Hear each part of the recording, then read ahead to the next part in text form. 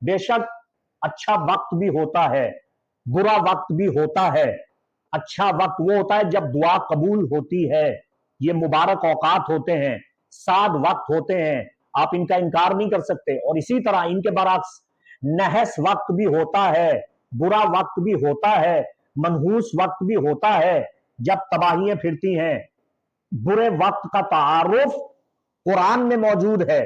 قرآن میں اللہ دو مقامات پہ سورہ فصلت آیت نمبر 16 اور سورہ قمر آیت نمبر 21 میں ارشاد فرماتا ہے ایام نحسات، منحوس دن، کہ اللہ نے قوموں پر جب عذاب نازل کیا تو منحوس دنوں میں عذاب نازل کیا۔ تو منحوس دنوں کا ذکر قرآن میں موجود ہے۔ ایام نحس بھی ہوتے ہیں، سعد بھی ہوتے ہیں، دن اچھے بھی ہوتے ہیں، دن برے بھی ہوتے ہیں۔ آپ یہ کہیں کہ کوئی دن برا نہیں ہے، منحوس دن کا کوئی تصور نہیں ہے، تو آپ قرآن کی دو آیات کا انکار کریں گے۔ آپ کو قرآن کی خبر ہی نہیں ہے۔ منحوس وقت بھی بیان کیا گیا، قرآن میں بیان کیا گیا۔